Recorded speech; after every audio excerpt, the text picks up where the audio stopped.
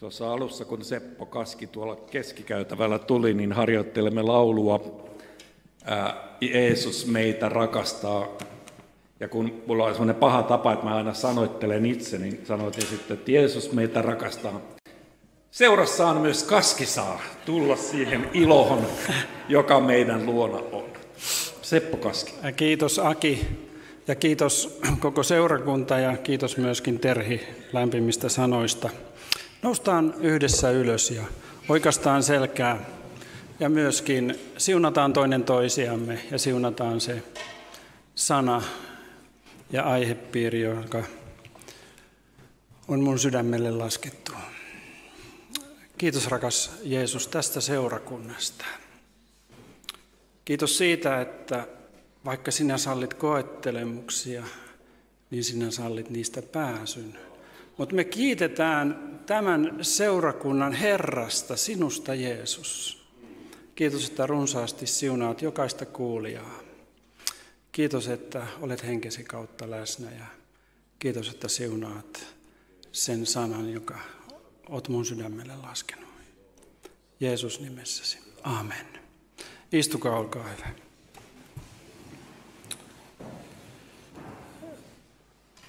Mehän mentiin kaikki seurakunnat, niin kuin hyvin tiedetään, niin kuin korona tuli, niin nettiin. Ja se on ollut hyvä asia.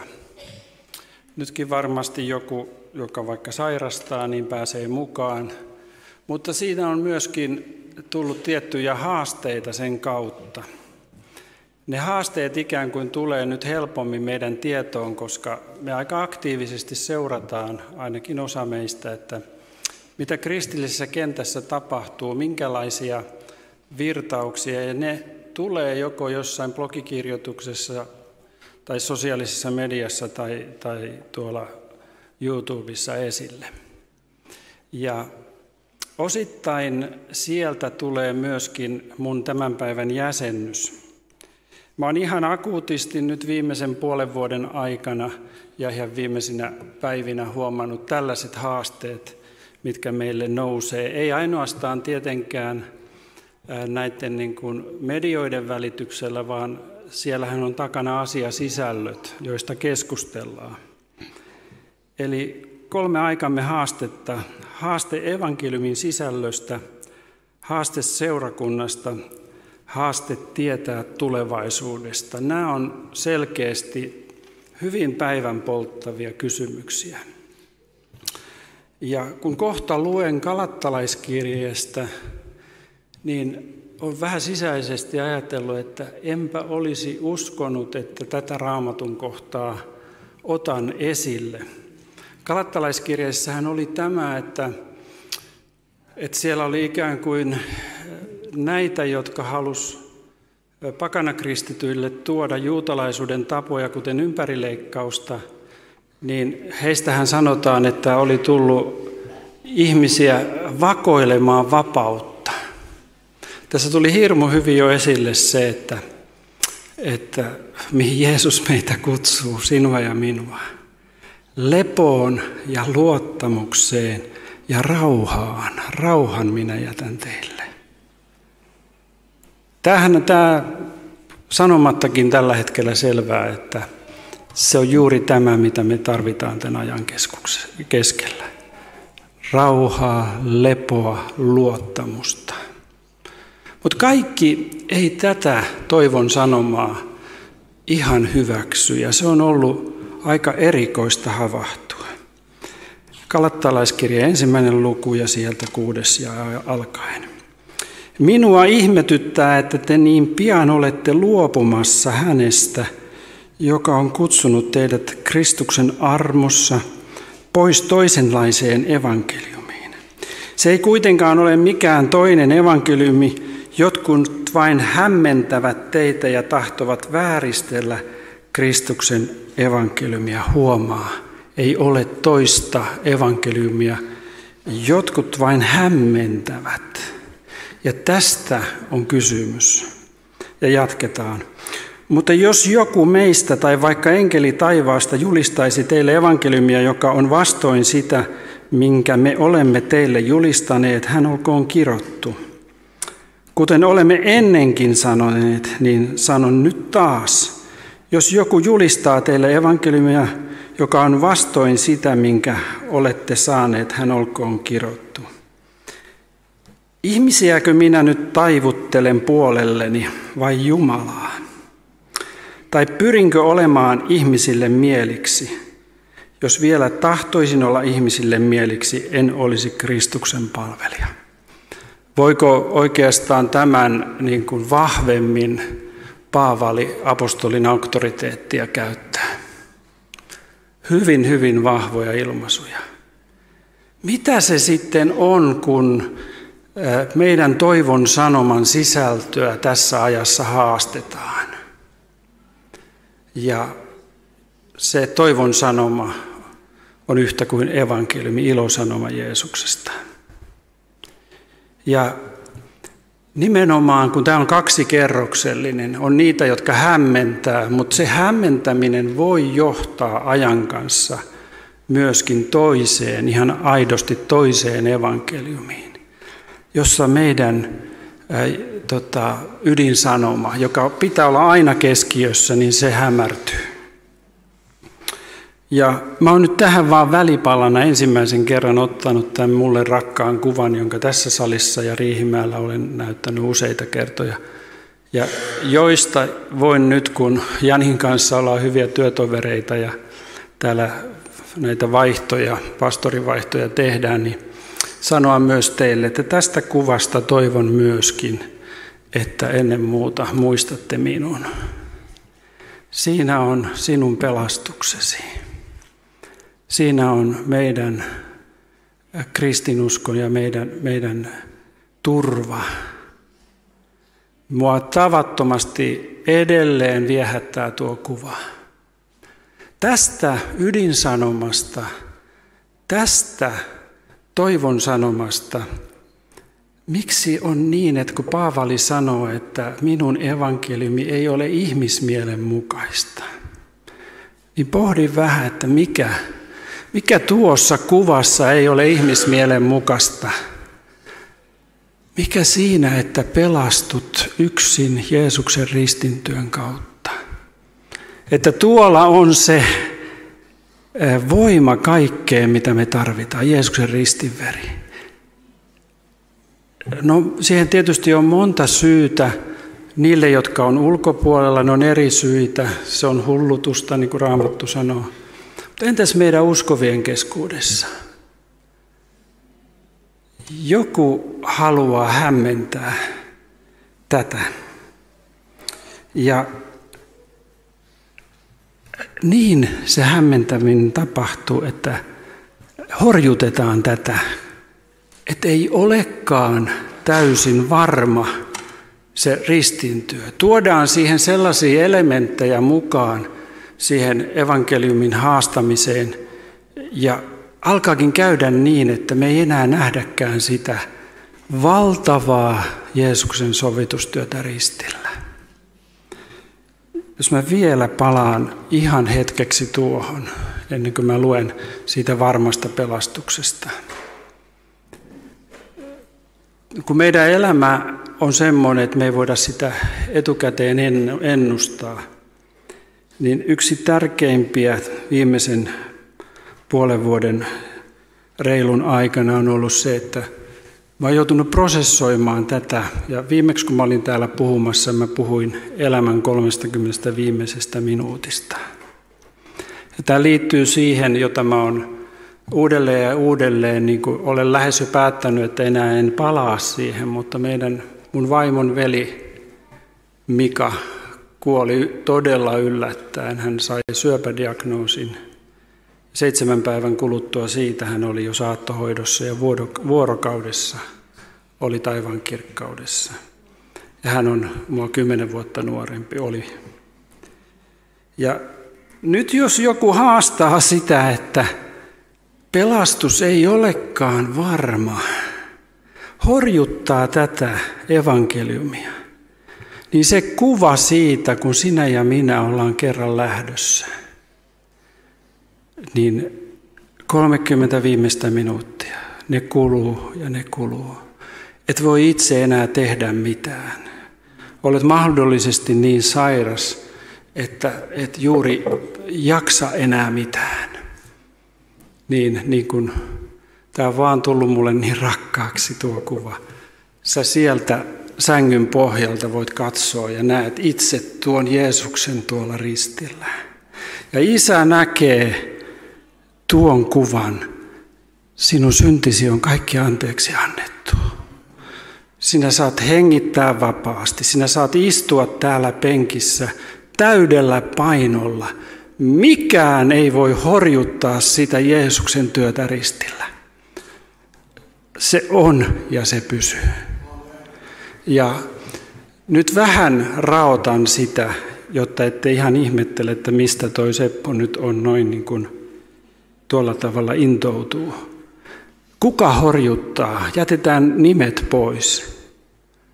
Mutta on sellainen ilmiö, että ei uskotakaan siihen varmuuteen. Ja luen ensin Paavalin sanat, 1 Timoteus 1. luku 14 alkaen. Meidän Herramme armo on ollut ylenpalttinen vaikuttaen uskoa ja rakkautta, joka on Kristuksessa Jeesuksessa. Tämä sana on varma ja täysin vastaanottamisen arvoinen. Kristus Jeesus on tullut maailmaan pelastamaan syntisiä, joista minä olen suurin. Mutta minut armahdettiin, jotta Kristus Jeesus minussa ennen muita osoittaisi kaiken kärsivällisyytensä esikuvaksi niille, jotka vastedes uskovat häneen ja saavat iankaikkisen elämän. Ensimmäinen kohta niille, jotka horjuttaa tätä evankeliumia, niin he lukevat sen nuille. Valitettavasti he lukevat sen muiden ihmisten kohdalle, eivät omalle kohdalle. Eli he arvioivat toisen ihmisen uskoa.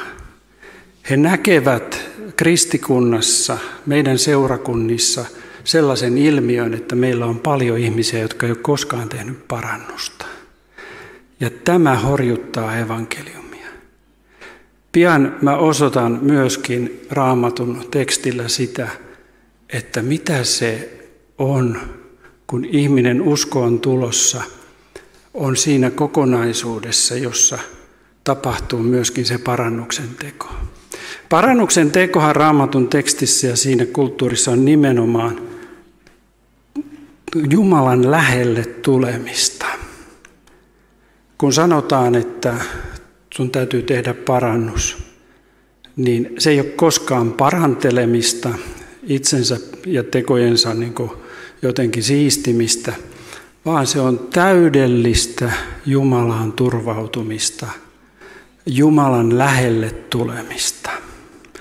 Mutta jos hyvin paljon ikään kuin osoitellaan toisia ihmisiä sormella ja puhutaan siihen sävyyn, että meidän seurakunnat on täynnä ihmisiä, jotka ei ole koskaan tehnyt parannusta, niin se alkaakin hämmentämään.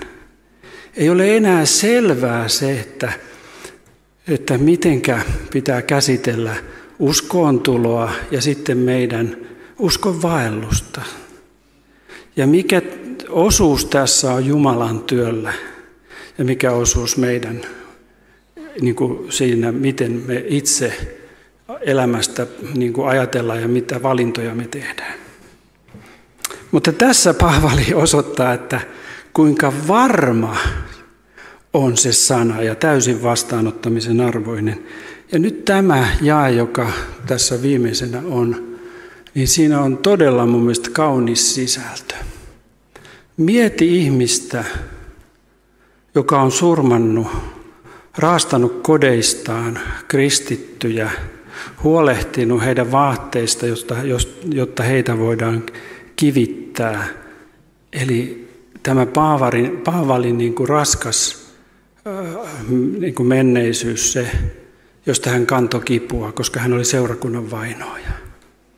Jos sun vieressä istuisi tällainen henkilö, josta tiedät, että hän on syyllistynyt uskovien vainoa ja murhaamiseen, niin siinä on hyvä peilata, Uskoisinko mä, että tuo ihminen on saanut kaiken Jumalalta täydellisesti anteeksi?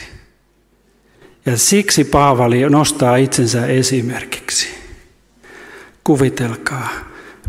Se oli ihan aito kokemus, että Paavali koki itsensä olevan syntisistä suurin. Ja joskus meille on hirmut vaikeaa niin kuin ajatella jostain lähimmäisestä ja ymmärtää, että siinä sun vierellä istuu puhdas, Kristuksen puhdistama, hänen verensä puhdistama henkilö. Vaikka hänen menneisyytensä olisi minkälainen tahansa, sinun vierellä istuu puhdas, Jumalan pojan veren puhdistama ihminen. Hei, suhtaudutaan toinen toisiimme näin. Ei ole koskaan meidän tehtävä vierustoverin vaellusta arvioida ja pitää häntä jotenkin niin kuin horjuttaa hänen kohdallaan sitä toivon sanomaa evankeliumia. Sen, minkä Jeesuksen veri on puhdistanut, se on todella puhdas. Uskon myöskin, rakas sisareni ja veljeni, omalle kohdallesi. Se 1000 juonten mestari on edelleenkin mestari horjuttamaan toivon sanomaa. Hän on mestari nostamaan vuosikymmenien jälkeen niitä asioita. Mutta mä kiitän, että pelastus ei koskaan ole yhdenkään meidän varassa. Ajatelkaa, jos Jumala olisi tehnyt pelastuksesta jotain niin hataraa, että se riippuisi meistä. Että jotenkin niin kuin meidän pitäisi, niin kuin, mitä mä sanoisin, jollain kiikkulaudalla kävellä huopatossuilla ja varoa ja olla niin kuin tämmöisen niin kuin horjuvan pinnan alla, että olenko mä pelastettu vai ei. Ei. Meidän Jumala, kaikkivaltias Isä, kaikki riittävä Jumala, hän ei tietenkään voinut missään tapauksessa tehdä niin, vaan hän antoi poikansa uhrikaritsaksi. Ja hän otti myöskin, hän antoi meidän puolesta lunastusmaksun, mutta hän oli heti ottamassa sen maksun vastaan. Ja osti meidät, osti sinut vapaaksi. Ja siinä tämä, mistä jo Terhi luki, lepo, luottamus. Ja Paavali antaa itsensä tässä meille niin kuin peiliksi, että syntisistä suurin mun vieressä, Jumalan pojan veren puhdistamana, on puhdas. Ja tässä hivenen kohdistan myöskin tuonne netin äärelle tätä. Meidän kristikunnassa tästä asiasta täytyy tehdä parannus. Ei arvioida koskaan toista ja toisten parannuksen tekoa, vaan aina keskustelu käydään minun ja minun Jumalani välillä. Vain tässä. Se muuten oikeastaan voidaan ajatella ihan humoristisesti, että jääpähän ihan turhaa touhuamista pois. Ei se toisten arvioiminen. Voit käyttää senkin ajan vaikka lenkkeilemiseen tai johon muuhun hyvään. No sitten mä turvaudun Ilkka Puhakan opetukseen nyt tässä jatkojäsennyksessä tästä aiheesta, kun haastetaan evankeliumin sisältöä. Mä oon itse tosiaan Polvenkorkusesta mukana ollut helluntaiherätyksessä, helluntaiseurakunnassa ja olen 3. polven helluntailainen. Ja kaiken niin kuin siellä äidin maidossa jo niin kuin ikään kuin ollut mukana. Mutta tämä opetus on hivenen ollut meillä peitossa ja Ilkka Puhakka on siinä mielessä tässä semmoinen hyvä opettaja, että hän torjuu tätä haastetta tästä niin kuin evankeliumin varmuudesta sillä, että hän jakaa meidän niin kuin kokemusmaailman ja elämän kadottavaan syntiin ja vaelluksen synteihin. Ja nyt jo tuo sana kadottava synti on heti meille se, minkä me ymmärretään. Että jos ihminen ei ole koskaan uudesti syntynyt, ottanut pelastusta vastaan, niin hän on tämän kadottavan synnin alla. Ja sitten mä oon koonnut näihin ihan muutaman lauseen siitä, että mitä näihin niin kuin otsikkoihin liittyy. Ja myöskin tästä kadottavasta synnistä pois pääsemisestä myös kohta myös sitten luen. Kadottavasta synnistä tämä vapautus, mitä mä oon lukenut, tai nyt tässä puhunut niin ja lukenut, niin kerta kaikkien syntien anteeksiantamus, puhtaus ja vapaaksi ostaminen Jeesuksen ristintyön kautta. Tämähän on sitä tämän kadottavan synnin niin kuin poistumista meidän elämästä. Puhutaan siis yliluonnollisesta Jumalan teosta. Se, että kun me tullaan uskoon, otetaan pelastuslahjana vastaan, uudesti synnytään, niin sehän ei ole meidän omaa puristusta. Se ei myöskään ole tunteen asia, koska tiedetään paljon niitä kertomuksia, joissa ihminen sanoo, että mun puolesta rukoiltiin, mä sanoin, että mä haluan tulla uskoon ja mä en kokenut mitään. Tämä sana on varma. Me luettiin se ei perustu meidän tunteisiin, vaan Raamatun sanaan, elävän Jumalan ilmoitukseen. Pelastus on varma Jeesuksessa Kristuksessa. Se on Jumalan teko silloinkin, kun sä oot masentunut, silloinkin, kun sulla on taisteluja elämässä. Se on varma. Entä sitten tämä meille helluntailaisille, ainakin minulle, vähän niin kuin oudompi käsite kuin vaelluksen synnit. Sehän me tiedetään, että jos nyt sulla on kaipaus ihan oikeasti, että mä haluan vaeltaa oikein, niin ei ole vaikea löytää Jumalan tahdonmukaisia ohjeita. Paavalin kirjeet on aika nopeasti luettu. Kyllä sieltä löytyy todella paljon ihan tarkkoja ohjeita. Katsokaa tarkoin, kuinka vaellatte. Ja aivan yksityiskohtaisia sisältöjä. Ja kutsumuksen, että vaellatte kutsumuksenne arvon mukaisesti. Minusta se on esimerkiksi tosi hyvä mittari, että silloin kun vaelluksen synti tai vaelluksen tämmöinen vivahde, joka ei vielä olisi synti, niin kääntyy sille puolelle, että kutsumuksen arvo on ihan niin kuin selkeästi näkyy. Että nyt toi ei voi oikein hyvinkään helluntaiseurakuntaa toi henkilö edustaa, että sen elämä todistaa nyt päinvastaista. Ja nythän tämä ihminen on sellaisessa tilassa, jossa häntä tulee auttaa ja hänen tulee nähdä se ongelmansa. Mutta me ei silti häntä tuomita kadotukseen. Ja nyt tämä vaelluksen syntien puoli on sitä, että siellä Jumala tekee meissä työtä. Ja tämä nyt tuonne puolelle tuleva ensimmäinen asia on yksi tällainen asia, jota horjutetaan. Kaikki ei tahdo millään hyväksyä tätä, että meistä ei tule synnittömiä. Ja kyllä Paavali niin selkeästi osoittaa, kun Paavali kipuilee itse sitä, että hän tekee asioita, joita hän ei haluaisi tehdä, mutta se synti, joka hänessä asuu, niin se on se ongelma, että kuka pelastaa minut tästä kuolemanruumiista. Ja nyt tämä voi tulla yllätyksenä uskovalle, pitkäänkin uskossa olleelle. Ja olen itse sen kokenut, mutta olen myöskin ollut auttamassa ihmisiä, jotka on sen kokenut. Muutamiakin vuosikymmeniä, jopa jo hyvin iäkkäänä saattaa tulla esiin se, että tuleekin semmoinen lähes traaginen lankeemus.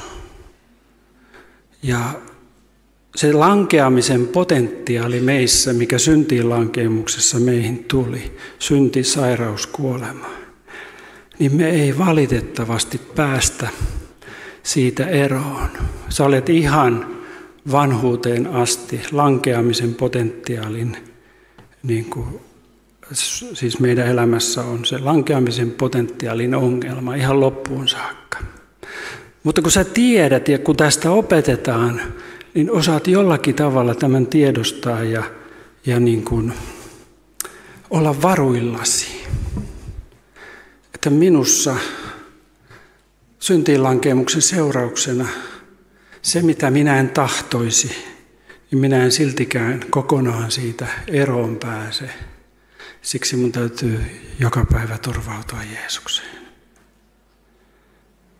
Ja jos me mennään semmoisille alueille, joista on tulossa meille vaelluksen synti, meillä on heikkouksia, hän toki säälii, mutta on paljon semmoista sieluhoidollista asiaa ja sitä, miten meidän pitäisi uskovina seurakunnissa muodostaa tukiverkkoja esimerkiksi ihmisten kanssa, joilla on riippuvuusongelmia, jotta niistä ei tulisi sitten niin isoja asioita, että ne uhkaa hukuttaa ihmisen.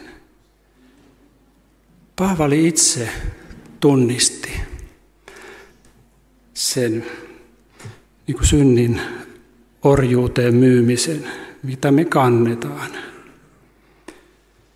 Mutta Pietari puhuu kauniista asiasta, vihmontaverestä. Me ollaan Annen kanssa, mun vaimon kanssa, me ollaan puhuttu siitä Pietarin käsitteestä vihmontaveri. Hän on ennen kaikkea meidän uskovien vapahtaja, joka päivä. Ja se ei ole halpaa armoa. Älä koskaan ajattele, että Jeesuksen vihmontaveri olisi halpaa armoa. Siinä on voima edelleen. Ja miksikä me sitten leikkimielisesti ollaan nimitetty sitä Pietarin käsitettä niin pesukaduksi. Autoilevat ihmiset tietää, että miten kun ajetaan auto pesukadulle, niin siellä voidaan istuskella. Ja vihmontaveri on leikkimielisesti Annen kanssa ollaan puhuttu, että se on kuin pesukatu. Me saadaan siinä elää. Ja se ei tarkoita sitä, että me tehtäisiin tahallamme vääriä tekoja. Vaikka sitä kamppailua käydäänkin. Ja tästä minulla on tarkoitus sanoa näin, että en ole tavannut näissä keskusteluissa sellaista uskovaa, joka ei, kun lankeemus osuu kohdalle, kun hän tulee rikkomuksen voittamaksi, että hän olisi suhtautunut siihen kevyesti. Uudesti syntynyt ihminen, jonka sisimmässä asuu Jumalan pyhä henki, ei hän ota kevyesti omaa lankeemustaan. En ole koskaan tavannut sellaista henkilöä, vaan siinä on todellinen suru. Sitä käydään ja prosessoidaan läpi, miksi mulle kävi näin. Ja joitakin tämä lankeamisen potentiaali yllättää. Ja siksi haluan sen tänään ottaa tähän esille. Ja kyllä se tämmöinen huolettomuus siitä, että eläisi ihan esimerkiksi seurakunnan keskellä niin kuin sanotaan pellossa välittämättä omista teoista, niin en kyllä ole sellaista tavannut. Kyllä mä ajattelen, että me kaikki halutaan pysyä Jumalan tahdossa. Sitten ollaan jo menty todella kauaksi, jos ei niin kuin ole minkäänlaista niin kuin oman tunnon, eikä tämmöinen niin kuin aiheuta tällaista niin kuin syvää prosessia ja huolta, jos tulee rikkomuksen voittamaksi. Armon kasvattava vaikutus ja Pyhän Hengen työ meissä. Tämä vaelluksen syntien puoli on mun nähdäkseni jatkuva elämän kestävä prosessi. Kertakaikkinen pyhitys Jeesuksen uhrin kautta poistaa sen kadottavan synnin ja siinä me saadaan levätä siinä hänen työssään. Ja sitten toinen vaelluksen syntien puoli, niin meidän tulee vaan niin kuin olla todella joka päivä siinä, että Herra, mä haluan tänäänkin elää sun tahtos mukaisesti. Mutta se ei ole kuitenkaan elämän loppu, kadotustuomio silloin, kun meille sattuu vahinko tai me langetaan. Johannes sanoo niin selvästi, että me valehdellaan, jos me sanotaan, että meillä ei ole syntiä. Meistä ei siis tule synnittömiä, mutta Jumalan armo on läsnä joka päivä. Jumalan armo on läsnä. Kiitetään siitä.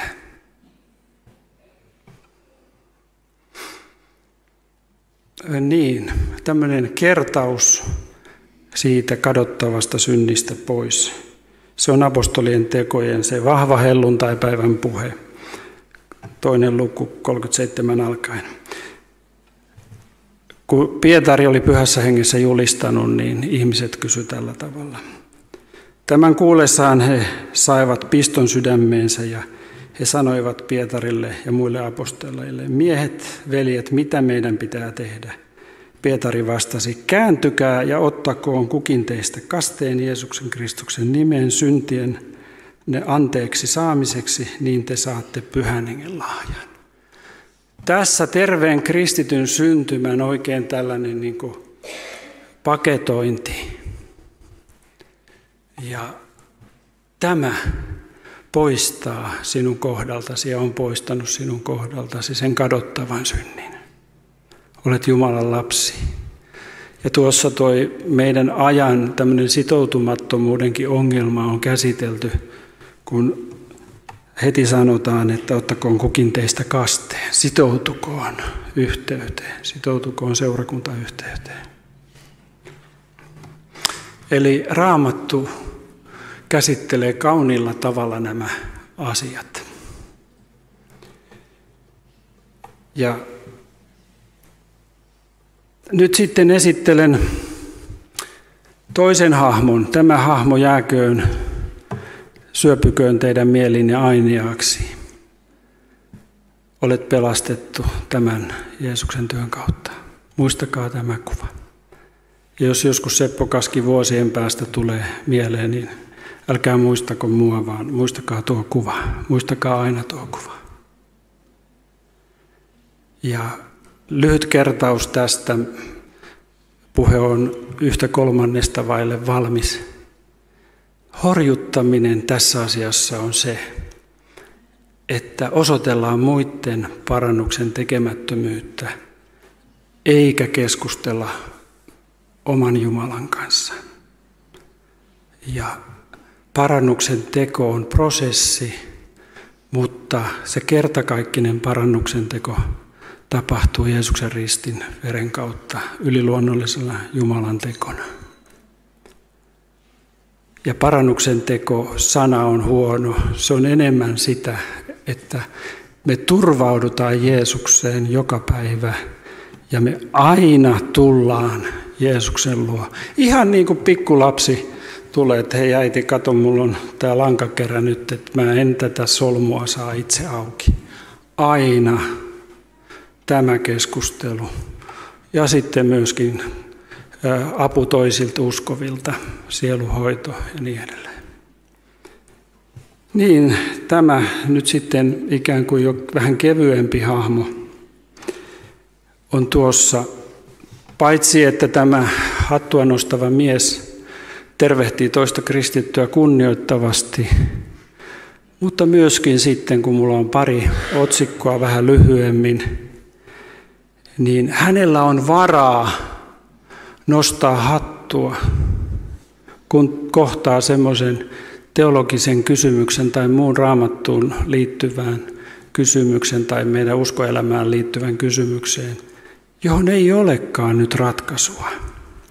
Suosittelen tätä vaihtoehtoa silloin, kun et tiedäkään, mitä tämä tarkoittaa, miten tämä Raamatun kohta tulisi tulkita ja niin edelleen. On paljon rehellisempää ja oikein nostaa hattua sen merkiksi, että en tiedä. Kunnioitan, mutta en nyt osaa vastata. En tiedä, mitä tämä tarkoittaa. Ja tässä Terhin aloituksessa oli myöskin tämä, joka mua siunasi, koska mä huomasin, että ollaan samassa hengessä, kun rukoilit seurakuntien puolesta. Ja tämä haaste, mikä on heitetty suht vakavasti ja voimakkaasti. Olemmeko meidän seurakunnissamme sortuneen Sionin raunioilla? Tuossa on ihan vaan viitekuva, ei liity suoraan tähän, mutta Sionin vuorelta arkeologiset kaivaukset. Tähän evankeliumin horjuttamiseen liittyy tämä puoli, että arvioidaan myöskin meidän kristillisiä seurakuntia hyvinkin raakalla kädellä tällä hetkellä. Ja puhutaan näin, että Sionin maja on sortunut. Ja mua vähän murehduttaa varsinkin uudet uskovat, joilla ei ole vielä sellaista niin kuin perspektiiviä arvioida. Ja jotkut heistä aika helposti omaksuu semmoisen, että kun tätä horjutetaan, niin semmoisen aika helposti voi tulla semmoinen kriittisyys omaa kotiseurakuntaa kohtaan, että miksi täällä ei tapahdu mitään, miksi kukaan ei tee sitä tai tätä ja niin edelleen. Ja sitten jos sitä vahvistetaan tällaisella otsikolla, että nyt eletään seurakunnissa sortuneen Sionin raunioilla. Ja valitettavasti, ja ehkä enemmän tuonne striimaukseen, tämä on asia, mistä meidän kristikunnassa pitää tehdä parannus. Me ei puhuta vähäpätöisestä asiasta, kun me puhutaan seurakunnasta. Mulla on muutama lyhyt raamatun jae siitä.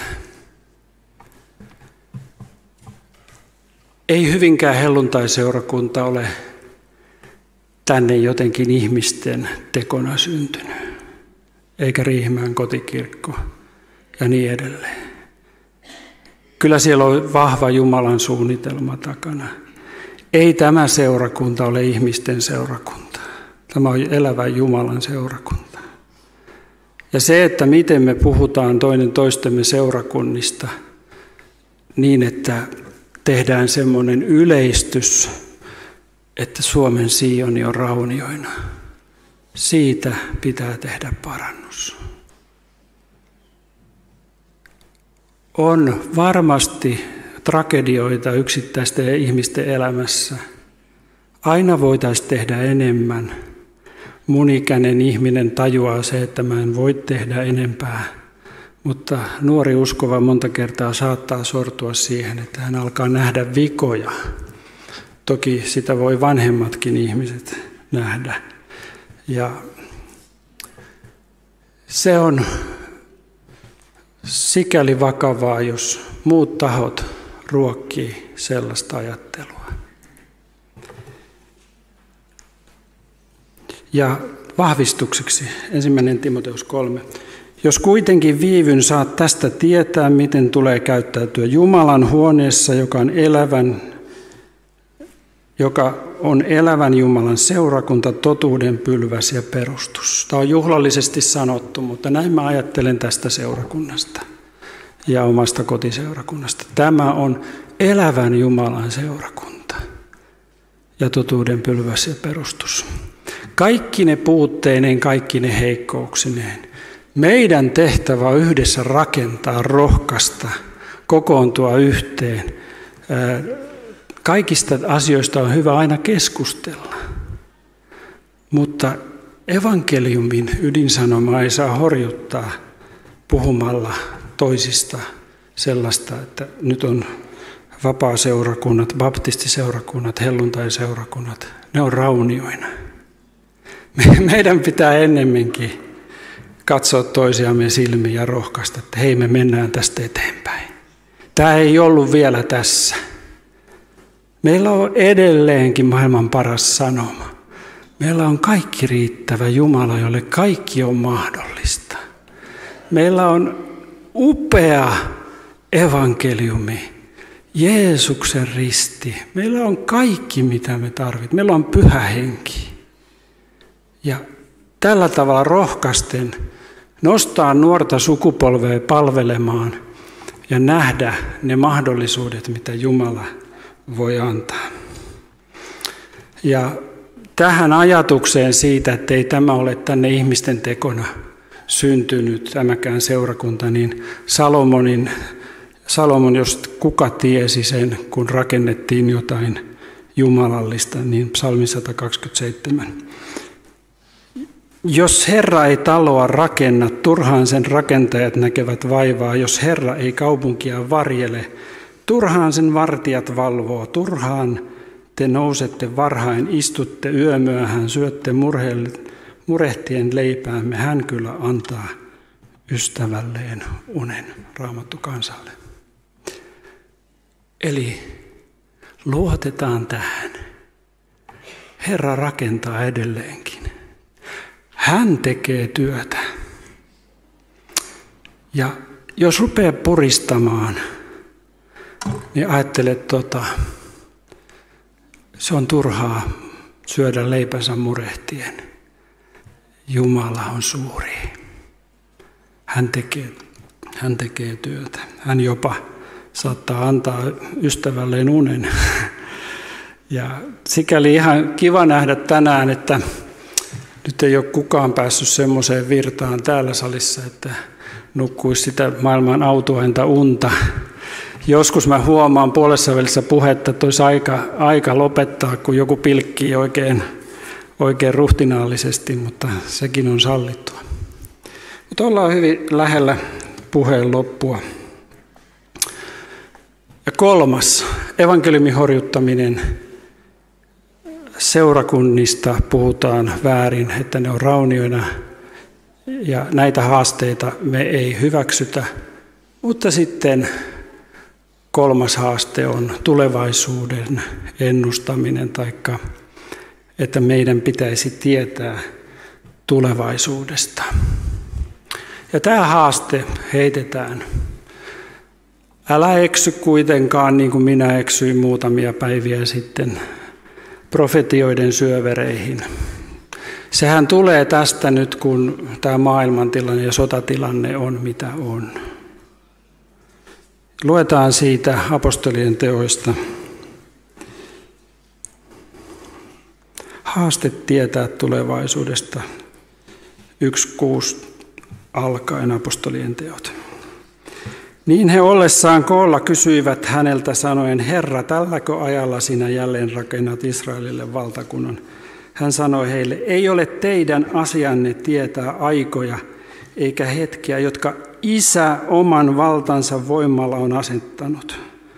Vaan kun Pyhä Henki tulee teihin, niin te saatte voiman ja te tulette olemaan minun todistajani sekä Jerusalemissa että koko Juudeassa ja Samariassa ja aina maan ääriin asti. Tässäkin mestarillinen kohdentaminen. Ei ole. Mä nautin tästä Isä oman valtansa nojalla. Se on mun mielestä todella hieno ilmaisu. Siinä on erittäin iso auktoriteetti. Ei ole meidän tehtävä tietää aikoja ja määrähetkiä. Ja kyllä mä sovellan tätä ihan kaikkeen tässä meidän ajassa olevaan asiaan, jossa niin kuin heitetään haastetta. Mulla on tuossa nyt seuraavana sellainen niin kuin listaus näistä. Tämä mies, jonka itseni toivoisin olevan, ainakin siltä osin, en ehkä niinkään toi komea profiili ja kumarrus, mutta tämä hatun nostaminen. Miksi Seppo Kaski ei ole koskaan pitänyt mitään eskatologista sarjaa lopunajoista? Siinä on syy. En tiedä. Mä joudun nostamaan ihan aidosti hattua. Tulevaisuuden tietäminen ei ole meidän ihmisten asia. Siinä on evankeliumin kokonaisyidinsanoman mukainen oikea vaihtoehto, jonka mä itse koen, niin on tämä ensimmäinen. Luottamus Jumalaan on tärkeämpi kuin tieto tulevasta. Tämä koskettaa meidän hyvin lähes kaikkia elämän alueita.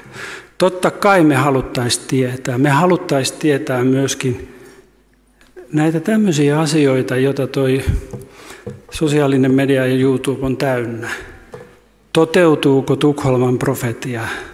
Oliko sen ja sen profetaalinen sana oikein? Tapahtuuko itärintamalla seuraavaksi näin tai näin? Ei, vaan tämä luottamus Jumalaan on tärkeämpi kuin tieto tulevasta. Ja joku nyt siellä vähän vääntää vastaan, etteikö se ole niin, että Herra ilmoittaa palvelijoilleen, profeetoille ennalta asioita. Se on vaikea laji. Se on todella vaikea laji. Ja ennemmin mä pitäydyn tuossa, että meidän ei ole aika tietää aikoja ja määrähetkiä. Ja näitä riittää. On jopa kanavia, jotka julkaisee pelkästään profetioita. Melkein tekisi mieli sanoa, älkää kuunnelko. Melkein tekisi mieli sanoa, että siitäkin pitäisi tehdä parannus. Toki profetia on tärkeä seurakunnassa Raamatun sanan mukaisesti, rohkaisuksi, kehotukseksi, opetukseksi.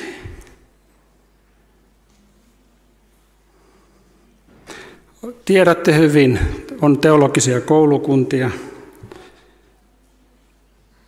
ja sitten aivan omia näkemyksiä. Ne kuulkaa saattaa olla tosi villejä, että en suosittele.